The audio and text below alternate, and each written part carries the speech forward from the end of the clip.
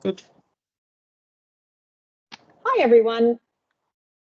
Welcome and thank you for joining us. We'll give everybody a couple more minutes to join, and then we'll get started. I'm gonna enjoy some coffee as we do that. I see Duncan is also doing the same as we get prepared here. So.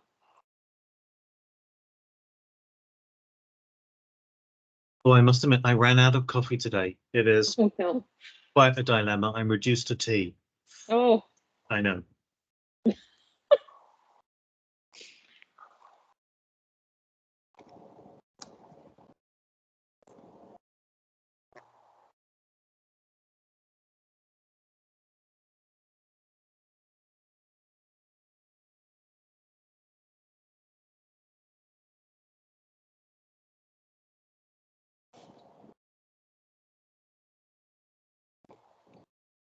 Yeah, and apologies, by the way, from Ian Scott. Ian is not able to join us, so I'm going to do my best to address myself to Ian's part of the presentation. Excellent. And for those of us just joining now, we're going to get started in another minute or so. I'll repeat this as well, but just some housekeeping reminders. We do have a chat and a Q&A section, so do feel free as we go to certainly post questions there, and we will address them as we can as we go through the discussion, and there will probably be time at the end as well where we can address any questions that you may have had on your mind and we didn't quite get to. So please be sure to use those features and know that we'll be watching for those as well.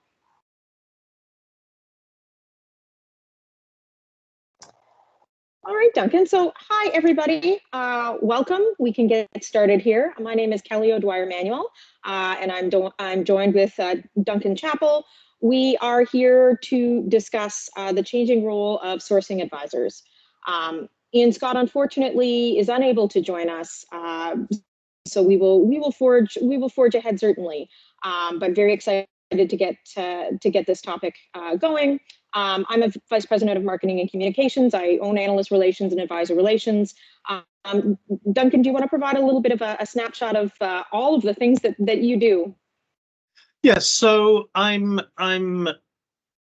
suppose I'm wearing two hats today because the Analyst Relations Forum, which is, well, we're going to talk about the sponsors in a little while, but the Analyst Relations Forum, which is happening on June 27 here at the University of Edinburgh, is hosted by the Analyst Observatory at the University of Edinburgh Business School. So I'm co-director of that, but also I'm presenting some research that Ian, my colleague at Sage Circle, and I have been working on, where we've been asking some sourcing advisors about what's happening. So my role at Sage Circle is really running the commercialization of our surveys, where we're asking sourcing advisors and industry analysts what they think about the vendors, and then we're asking vendors and end users, buyers, I suppose, what they think about the analyst firms and the sourcing advisory firms.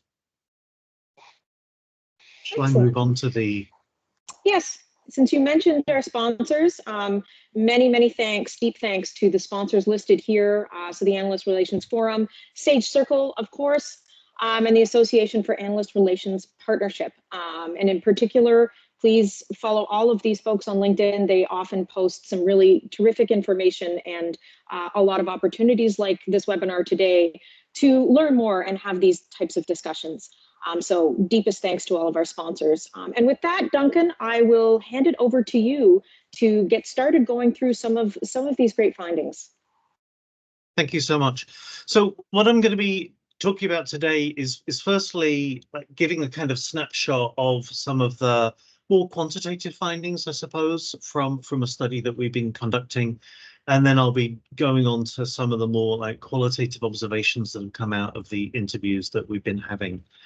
I am not Ian Scott, so I won't be able to present his slides as well as he could. And I'm also going to rely on attendees to submit their questions, because I might gloss over some things that I think are self-evident, and also there might be some things that I'm just not able to explain as well as Ian. So please please give me your sympathies for this. So what I'm going to do is just kind of step through the study and what we've found out. People may know that for quite a long time, the Analyst Observatory and Sage Circle have been involved in a study called the Advisor and Analyst Attitude Study. And what we've done is broken that apart into two separate studies. Sage Analysts looks at what analysts are saying about the market, and Sage Advisors looks at what advisors are saying about the market. But basically, these two groups of stakeholders are sometimes they're close, but they're separate enough to make it worthwhile talking about them. The other thing that I would say is that, analysts love primary data and they kind of love taking surveys. It's quite easy to get analysts to take surveys, or relatively easy to get analysts to take surveys like this. Sourcing advisors are terribly busy people, and third-party consultants are trying to make money from clients, and they are less likely to proactively fill out a questionnaire. So there's a more of a qualitative set of conversations involved in the Sage Advisor study. So structurally, it's a little bit different. If you want to know more about it, send me an email or go to the website and click on the button that says Sage Advisors, and there's this fact sheet which has got more than one page. There's a report that we've circulated from the Q1 study. It's extensive. I'm not going to read it out. I can't say everything, but I just thought it would be useful to put up some of these points because it might give you some ideas about what I'm going to talk about, and it might give you some ideas for questions and comments. Certainly, it gives you a feeling of what people are talking about. Either what have the sponsors of the Sage Advisor study wanted to ask advisors about, or when we're speaking to sourcing advisors and third-party influencers, what are they bringing up? And I suppose actually just by moving forward, I should just kind of come out with a note of definition. Let me think, about 5-6 years ago, we did a very extensive study of high technology buying around the world. One of the big IT services firms commissioned us to do that, and we ended up with a list of about 3,000 third-party influencers who were impacting their deals in a commercial way. So not like thought leaders who might be participants in the conversation, but people who are paid to give advice to people when they're going through these sorts of processes. And it was interesting because it showed, certainly it was interesting for me, and the client paid for it, so it must have been interesting for the client. But what was interesting was that I saw that although we're very focused on the big sourcing advisory firms, ISG and Everest and so on, these organizations are particularly influential in the big markets and in the United States in particular. But as soon as you get into other markets, of course, the influencer landscape changes quite a lot. The big North American firms are maybe a little bit less present. People are more likely to engage in hybrid roles. And one of the findings that I'm going to talk about in the report is that even these sourcing advisors themselves are increasingly moving into more hybridized sort of roles. They're developing more services. You think of ISG, which is doing more and more of the sorts of things that an analyst firm would have done. It's acquired analyst firms.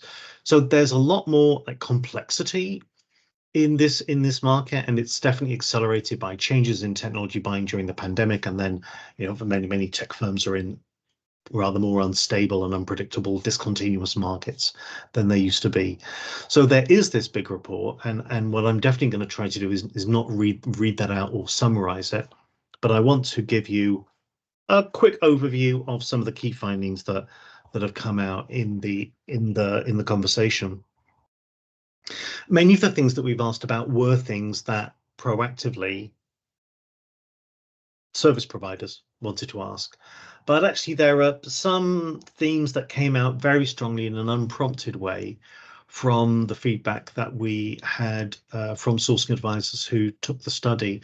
And I would really pull out these two things that sourcing advisors are saying. Firstly, that clients are looking for more expertise. And if you think, most deals will probably involve industry analysts and sourcing advisors in the markets that concern them. But analysts are maybe people who don't have too much real world experience. They might rely a lot on desk research, on the information that they get from their conversations, from what they can see in documentation. Whereas sourcing advisors are often people with a very different, like marinated in the industry. There are analysts like that, but I think it's fair to say that sourcing advisors are more experienced, have got more hands-on experience than the average industry analyst. That doesn't feel like a very new trend, but it's something that seems to differentiate them more from industry analysts. Maybe sourcing advisors are bound to say this, but I think they have the sense that maybe analysts are a little bit less experienced than they used to be, or maybe their relevance is less. Maybe their relevance is less to new problems that are coming up, very discontinuous problems that organizations are dealing with.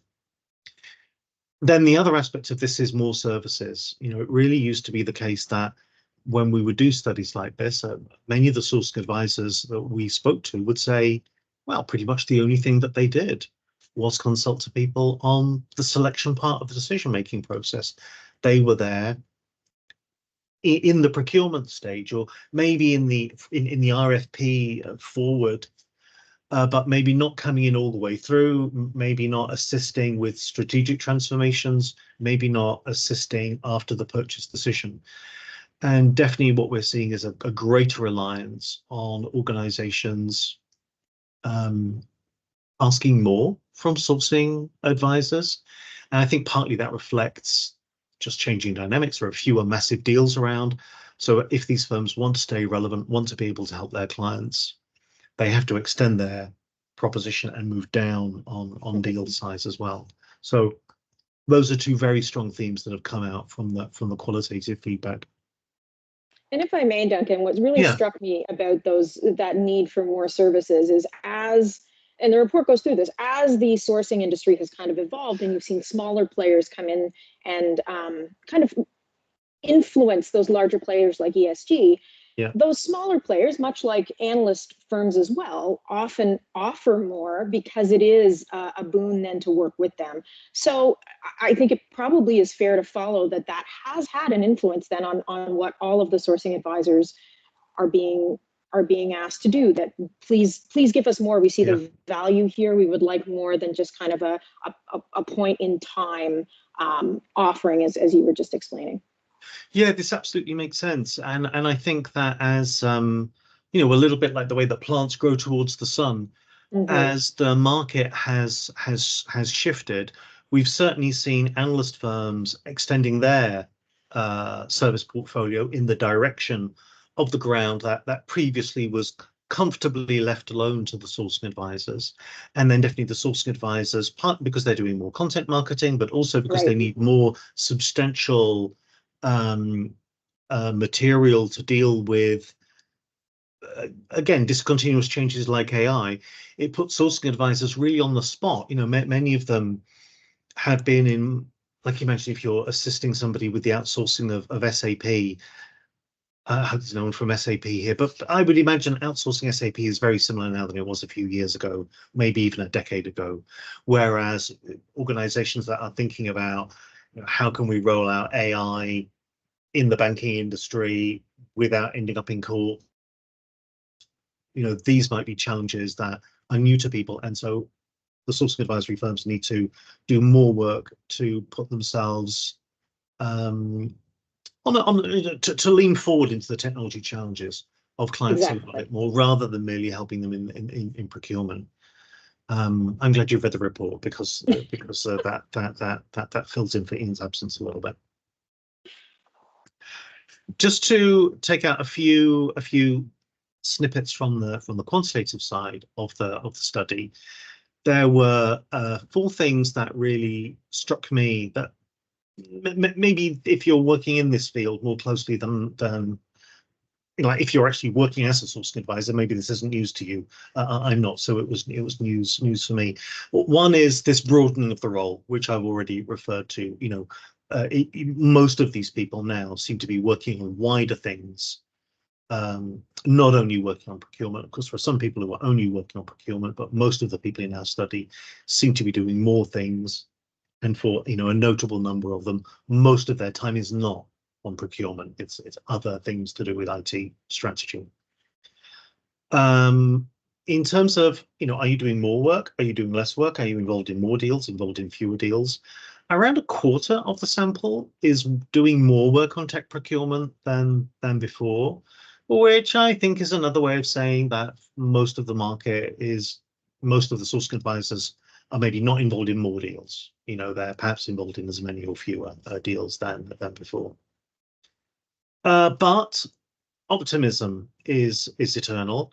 And optimism might be thought of as being a surprising resource from sourcing advisors, who are sometimes a little bit, curmudgeonly, and might be thought to be more in the business of taking people off long lists than adding them on. But actually, the people who take part in the study were quite optimistic about future demand for services, and future demand for their advisory work. And then quite a big change, we asked people which firms they hear from the most. And I was certainly surprised to see how very present the hyperscalers were. Many of these sourcing advisors are hearing from all of the firms that you would imagine they're hearing from.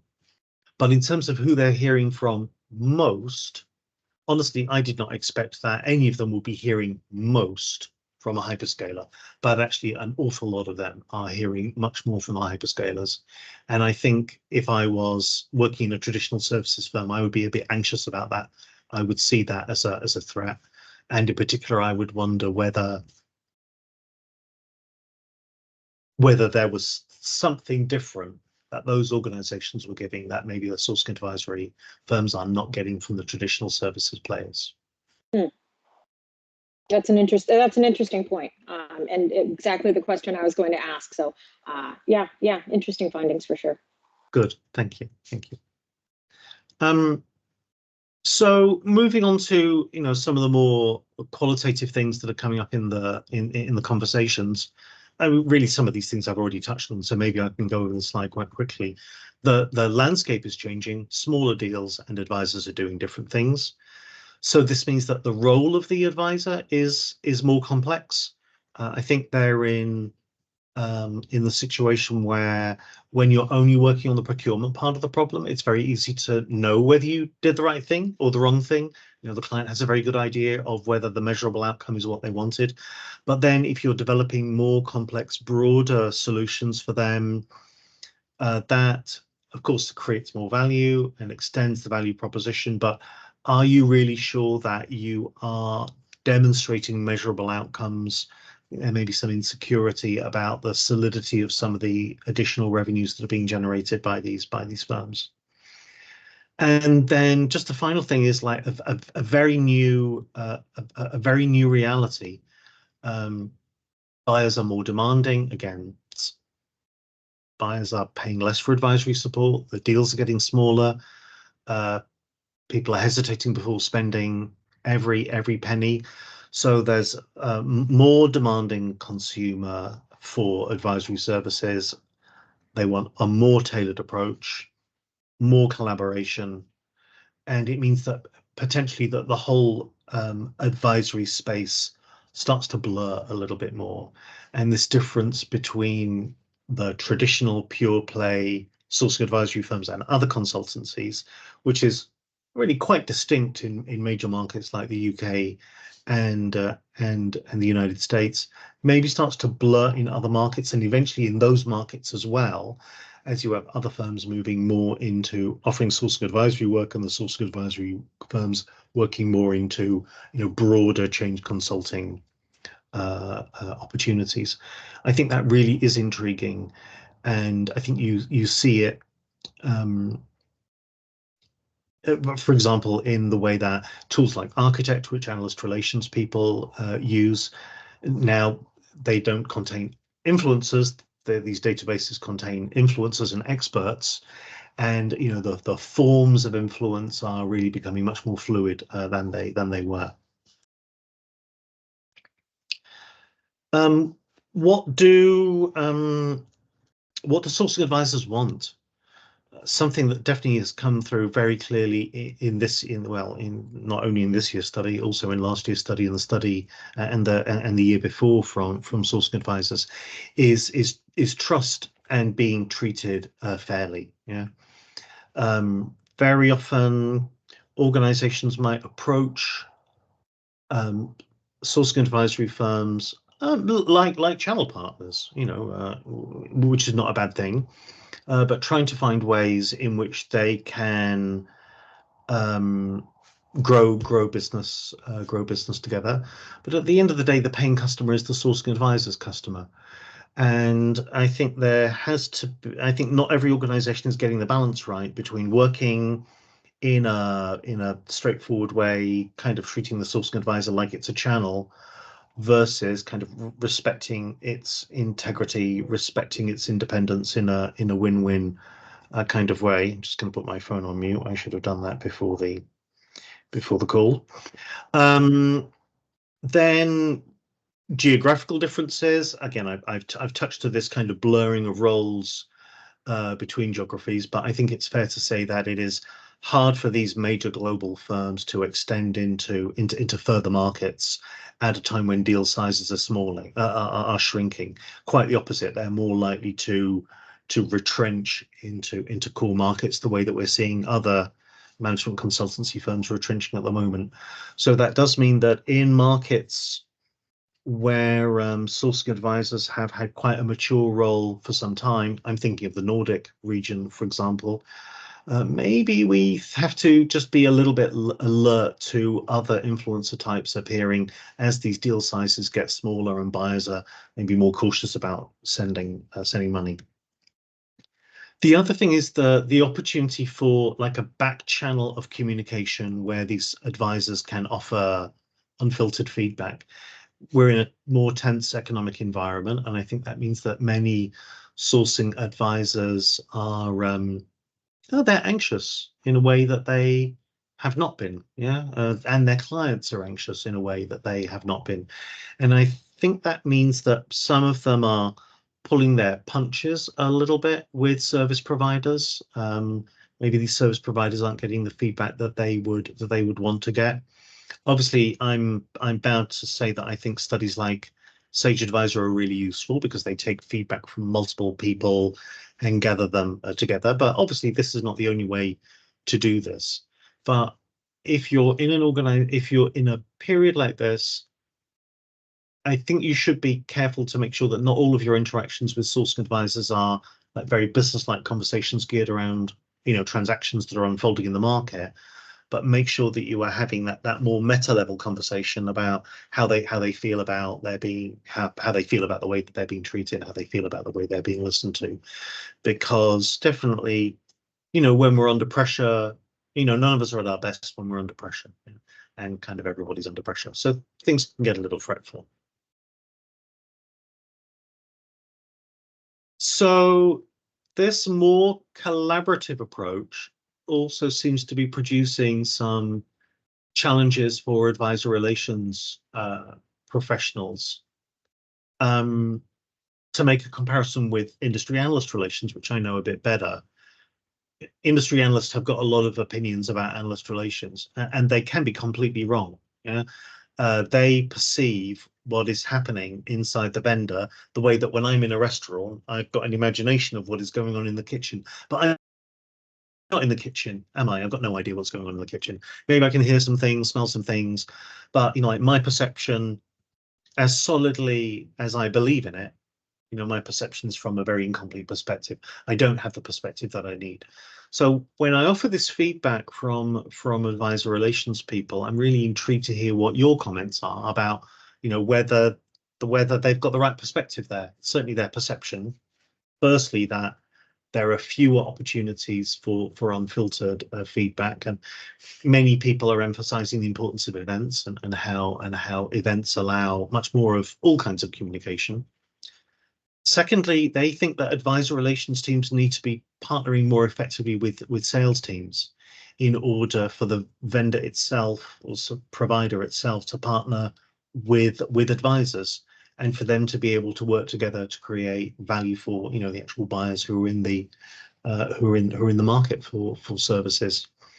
I must say that intrigued me, because I would have thought that advisor relations teams and sales teams already had quite close relationships, but maybe that's not always the case.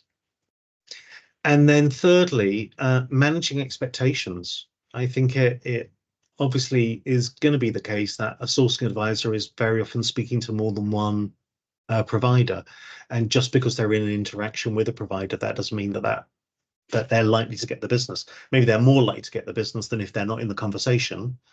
But this advisor doesn't decide. They recommend to the client what they buy, but it's not like they're not signing the check, right?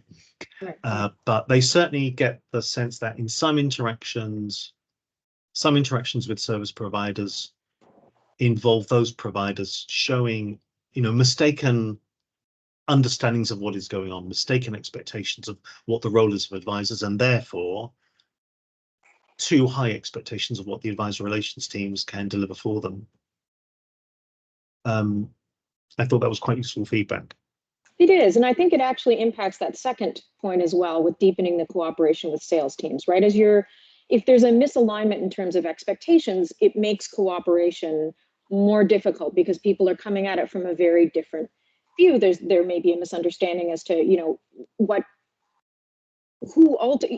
the ultimate recommendation here? Are sales teams aware that this is going to be us and only us that will be the final recommendation, or is it we're one of many? So that kind of constant communication, you're right, it really makes a huge difference. And that was striking to me when I read this. Yeah. The report and the slides was the role of expectation setting at the outset really does impact kind of all of the other elements of how you earmark a successful advisor relations program, and ultimately measure how you've set those goals. Totally, and I think the fact that it's a winner take all game, isn't it? Yes. Like that there are these big deals. Very often sourcing advisory managers are really focused on a relatively small, like most of their time goes on a small number of deals that are high stakes interactions for the company. And in the analyst relations world, there isn't quite that pressure. Like if you are placed well on a Gartner Magic Quadrant or on a Forrester Wave, similarly to your competitors, you don't have to be outstandingly better than Right. everyone else. I mean, that's great if you are, right? But if you are fairly placed, or slightly better than fairly placed relative to the competition, that is a win. There can be a kind of frontier of the dots where multiple vendors have nobody above them and to the right of them, so they can all be on the leading edge of being a winner. But for advisor relations, being in that leading position is not really valued by some of your internal stakeholders unless you close the deal. Yes. And so it's a numbers game, isn't it? And really, organizations need to be valuing advisor relations teams by how far each deal got through on the pipeline. Like, you have to say, if we get through to second place rather than 10th place, that is a better outcome than us not going through to 10th place, because we're in a long-term relationship with this company, right? I mean, okay, they didn't buy from us now, but last time we were number 2 rather than number 10, so maybe they're going to buy from us next time. So it's a win, but then you need to have some kind of measurement that does that. Otherwise, in a more challenging economic situation like this, where top leaders can be a little bit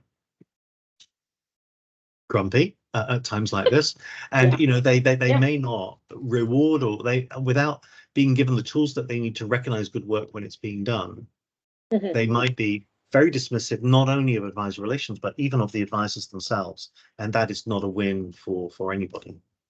Correct. And understanding, to your point as well, what is the program maturity?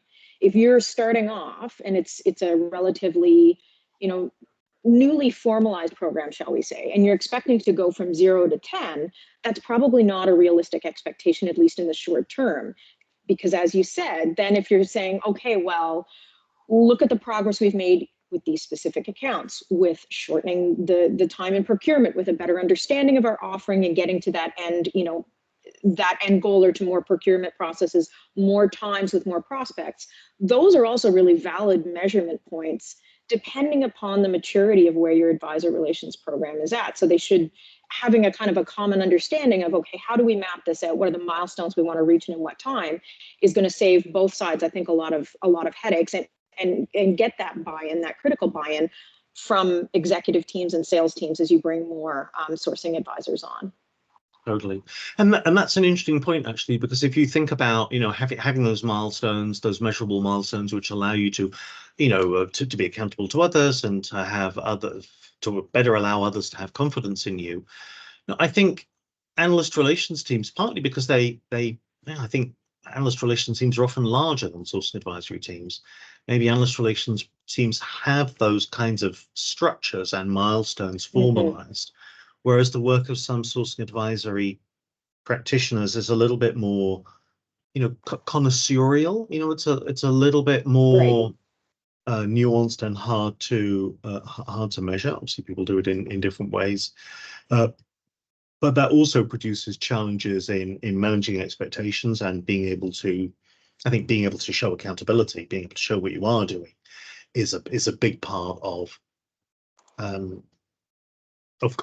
controlling expectations and mitigating dissatisfaction with the program if you don't close every deal that you're in. Right, exactly. Let me move on to part two. So, what we're drawing out here are a little bit more of the challenges and the opportunities for providers. Generally, is it Chekhov who said all happy families are the same and all unhappy families are different? There's a very different story here when they are looking at market leading service providers and mid-market providers. From own experience, I know that it's quite surprising to see that there are some quite substantial kind of mid-size, 500 million and up services firms that are doing very little, certainly not in a programmatic way, not in a structured replicable way, where anything would survive the departure of the person who's currently looking after sourcing advisory work. And in many organizations, it is kind of squeezed into a bucket with alliance partnerships or with industry analyst relations. And maybe that's the best place for it to get the attention that it needs in those organizations. But certainly there's a very big difference in the way in which sourcing advisory work is being done by the providers. And I would say that, again, I must stop making comparisons to analyst relations because it's maybe not interesting for people, but I think how the big and mid-sized firms do analyst relations is really quite similar to each other. The big firms are just pushing against an open door and they've got a bigger megaphone, but the essential routines that they're using, even the tools that they're using, the databases that they're using, the way that they pitch, the training courses that they attend, these are all very similar. But I think that with the sourcing advisory firms, there are big differences in the way that they are dealing, and scale is a very big differentiator. And it makes me wonder if there's also if that reflects more buyer hesitancy over buying from mid-sized brands rather than big brands.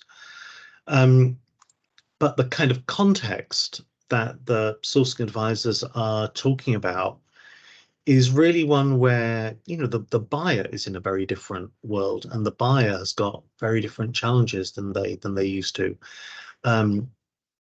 It's not only a question of pricing. I need 10,000 SAP seats, and what can you do for that? But rather, there's more differentiation between the providers in terms of their ability to adapt to new environments, in terms of their ability to build more equitable relationships, so being nice people to work with, and the ability to leverage organizational knowledge. And you could say that these are the characteristics of any services firm. But many of the major services many of the major services providers, feel to buyers more like technology firms than like richer consultants that can help them to navigate their way through this discontinuous time in the economy. And it means that the sourcing advisors themselves also need to up their game and to extend the range of their of their services, and it does make them act and talk a little bit more like management consultants. And it does open up conversations where perhaps the solution is not to buy new technology, but rather to think about what you can do to get more out of the technology that you've got. And that's why the quality of the relationship between the supplier and the buyer is more important than the quality of the relationship between the buyer and the sourcing advisor, and the sourcing advisor and the supplier. Also, the quality of this relationship becomes more important. But the other thing that comes through definitely is the feeling that sourcing advisors are kind of misunderstood by many of the sourcing advisory colleagues who they are interacting with. And more to the point, I think they have the idea that these people who are doing advisor relations are themselves struggling with big misconceptions behind them. You know, very high aspirations, very demanding goals, very short timelines from some of their internal stakeholders. And one of the opportunities is for advisor relations people to work more with advisors to educate stakeholders internally about how advisors work and what you should be understanding. I think that's especially the case in mid-sized organizations. And mid-sized organizations come up in the conversation quite a bit because as deal sizes come down, fewer multi-year deals, people just want to spend less money, people are maybe less ambitious in their purchasing. As deal sizes come down, suddenly mid-sized organizations find themselves selling up to clients who previously they would not have been able to draw the attention of. And that's more choice is always good for customers, but of course for sourcing advisors, this is terribly problematic because suddenly the pool of available vendors for this deal size is no longer 6 services firms or 12 services firms. Suddenly, like, this long tail opens up, and the buyer might be pushing you to look into higher value options that previously would not have been able to play effectively at that level. So advisors feel that people need to be better educated on the role of advisors, but particularly in these mid-market firms who are starting to reach out to them. If you're working for an organization that has not been reaching out in a programmatic way to sourcing advisors, don't be surprised if they feel that you're not quite getting that right. The other thing is structuring the role. Definitely sourcing advisor relations professionals are under more pressure. Often they're being told to focus on growth platforms for the business, or core parts of the business, or on particular geographies, or on particular deals. But of course, advisors are not only working on the deals that you care about the most, they're caring about, they care about all the deals that their clients care about. And so it can be very strange for an advisor to reach out to a sourcing advisory professional and to understand that the way in which this advisor professional's role has been structured means that they get very different levels of service from the solution provider, depending on the nature of the deal that they are dealing with. And okay, it would be easy to say you just need more resource in advisor relations to deal with that more competitive and complex role that they are in. But certainly there needs to be more effective communication about the structure of the role. And then, well, both of these things flow into trust. But again, when people are under pressure, when they are maybe reverting to type and not acting in their best way, trust becomes so much more important. Also, because of the factors on the earlier slide about the way that what people are buying is different, and there's more anxiety around the buyer if they're buying something that they've not bought before, like rolling out AI in their retail organization, something like that. And advisors would like your organization to invest more in sourcing advisors. Sorry, in sourcing advisor relations. Okay? They sense that people doing advisor relations don't have as much time or resource as they used to. Partly that's because if these people are focused on very large deals and the average deal size is shrinking, then maybe some firms are kind of lowering the threshold for getting central support from advisor relations or central bid teams. But maybe it just means that they are spending more time boiling the ocean to try to put more effort into winning these biggest deals.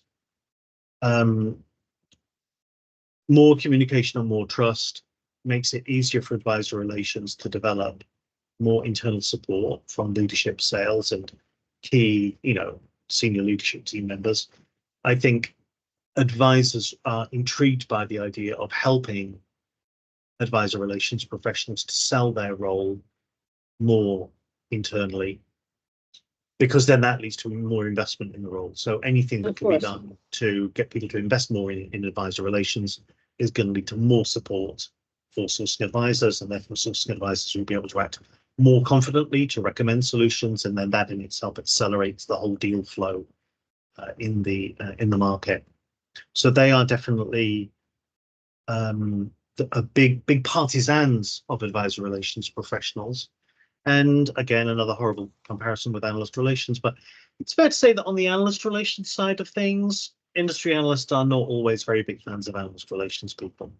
They often find them to be, not responsive or snobbish or gatekeeperish, or, they're just not important to get feedback from them. There's none of that sense from advisor relations professionals. They all seem to be very keen and they want more of you. So let me try to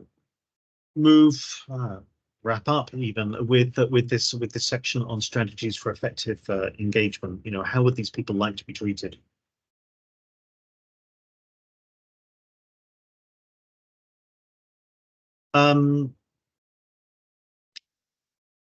Nothing very surprising here, right? Tailor what you are doing to them. Understand them, understand the client, understand the opportunity. The more that you can do to understand where that person is at in every way, the more effective it will be. And then take this focus on co-creating value. Many of the sourcing advisory firms are working harder than ever before to generate revenue, and they are looking, they're kind of looking under the couch to see if there are coins under the pillows. They're working harder. You can work with them because your organization is probably also working harder. I talked about AI in retail, just a random example, but, what would it be like to go to a sourcing advisory firm and say, hey, you want to sell to organizations that are looking at how AI works in retail. I've got a solution for AI in retail. What can we do together to go jointly to buyers in that market? Many sourcing advisory firms are already doing that, but many of them are really not doing that, working in a win-win way to co-create market opportunities. And again, the people who we've spoken to sound, keener than before to get involved in that kind of work, if providers can go to them in a more tailored win-win way. And slightly self-serving, but again, gather that feedback not only in the interactions through the transaction. Make sure that you are doing regular check-ins. I mean, even like 360 feedback surveys, anything that you can do to gather information from the advisors that you can take back to your organization in order to show whether you are succeeding or not succeeding in shifting perceptions relative to your competitors. Anything that you can do will help you to defend and extend internal resources for sourcing advisor relations. And then, we work in a qualitative way. Okay, this work qualitative, obviously I'm using this in a rather technical way because we do qualitative interviews, but, having a cup of tea, a random phone call, saying that you thought of somebody while you saw something and sent them a clipping. I mean, there are, more richer, more qualitative ways, richer ways of being able to get feedback and to assess what the pain points of clients are, what the pain points of sourcing advisors are. Obviously, I'm a big fan of the Sage Advisor study, but one of the things that kind of comes through from our study, because we're really surveying very broadly, is that many organizations, understandably, are focusing their outreach to sourcing advisors working on their core markets. And that means that actually in growth markets, sourcing advisory firms might not be doing the work. But if you think about it, it's in growth markets where the sourcing advisors are on their most, are least on solid ground. Yeah. When you're working on new questions, that is where you are most cautious, most hungry for information. So for me, it's been very interesting just looking at this question that we ask about how optimistic people are about growth. I was speaking to somebody yesterday who's looking at the French market. So, and not every company is American, so forgive me for the analogy. But U.S. exports to France grew something like U.S. exports grew about 1.2% last year, but U.S. service exports to France grew by almost 10%. Yeah, grew by almost 10%. Yeah, so what is that, like 8 times faster? Exports to the Netherlands grew something like 5 times faster than the rest of the market. So like understanding where these high growth markets are, I think is really important, because those are where your competitors are not speaking to the advisors, where your information will be most impactful, because telling somebody something that they don't know is more impactful than telling them something, about a solution in a context where they're already quite familiar. And then develop more of a collaborative approach, more of a collaborative approach with your internal stakeholders, more of a collaborative approach with the sourcing advisory firms, again, working together to challenge perceptual differences and, challenges where misconceptions are hampering the relationship. Well, and that's, and getting back to that, to the points you made about that kind of qualitative interviews and things like that, I think that really does, Duncan, go both ways, and being very close as an advisor relations professional with your internal sales teams and executives to have conversations with them to say, okay, for this deal, win or loss, what was the impact here? How is this relationship going? How often are you talking together? Where are you finding the insight here and the collaboration very helpful? Where are you thinking you would like it to be more or less so? And let's work together on steps to make this relationship really beneficial. And in fact, if the more you can infuse this into an organization's win-loss analysis, if this is a lost account or this is a won account, do you have a sense that a competitor worked with an advisor, a sourcing advisor? If so, who and how did that change or shift things? And it all works to, right, enabling your organization to be able to see the value of sourcing advisors, the value of advisor relations roles, and understanding, okay, I see how this is going. I'm able to anticipate trends and where money is being left on the table that we can effectively go after, and here's a plan to do so. I think a complexity is a real challenge here. I spent a big part of the last 9 months or so in the Nordic region, and these are small markets, and a lot of the market in each of these countries is around the capital city, and people know each other. I mean, they bump into each other on the subway, right? I mean, these are small, very intimate worlds, and people know exactly what's going on. And it's quite easy, not really easy, but it's feasible to come into these markets, even as an outsider, and navigate your way around them and understand, quite a lot of what is going on in these less complex markets. However, it's really not the case when we look at, say, the US market. This is a very big market. There's only so much complexity that people can have in their heads. So think, if you have a bit of sympathy, to think of these organizations that have got big legacy businesses in the middle that maybe aren't doing very much, and then growth platforms around the edge. Everybody knows they should be spending time on the growth platforms, but that's a lot of effort, an awful lot of effort, and the kind of political capital of the organization is often in the legacy core rather than in the growth platforms. So this produces an arbitrage effect, that analysts in highly profitable growth areas are less valued and less contended for, sourcing advisors who working in these growth platforms are often surprisingly neglected And the ones who are working in kind of legacy markets are being over attended to, even though they themselves are trying to push out towards growth markets. That's where the business is. Yeah? They don't want to be anchored into conversations about outsourced desktop. No offense against that. They want to be in the conversation about AI in retail. But not all organizations are able to shift those conversations effectively in a win-win way. We've got 10 minutes left, so let's try to move on and look at some questions. Kelly, of course, you gave some points for questions earlier on. I've not looked at the questions yet, but I should say, because Ian isn't here, there will be some questions. There's a chance there might be some questions posed that he would be much better at answering than I am. So let me just say that as a note of caution, I suppose. Some additional context, shall we say? Yes. Perfect. So we had some questions from Wendy just around the methodology of the survey. So Duncan, you may or may not be able to answer those, but is it possible to see a list of the advisors surveyed?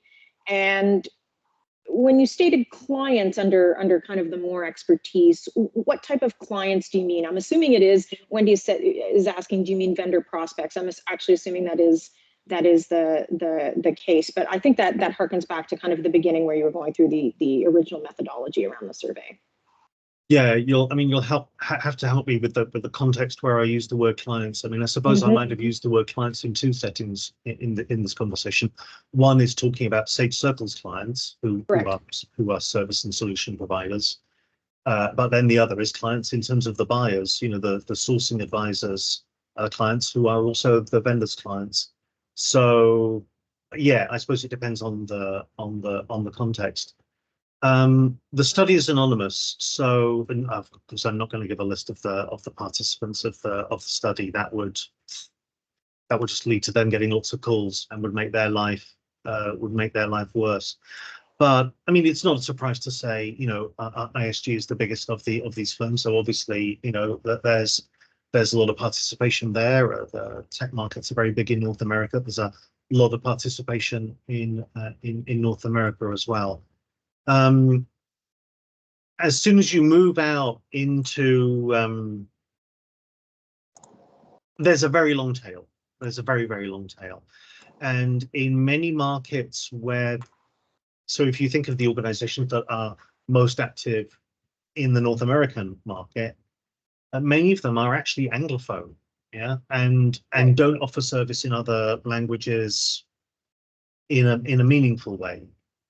So if you think, I mean, this is true in many markets, I suppose, and so that kind of cuts them off from one layer of the technology buying market. So in many markets, the big four are really present as sourcing advisors in a way that they might not be in the United States. And then there are so many boutiques. I mean, just so many boutiques when you push into smaller markets. So it's a complex landscape, and yeah, there are a lot of stones left unturned for the major vendors when they push out into geographical growth markets and technology growth sectors.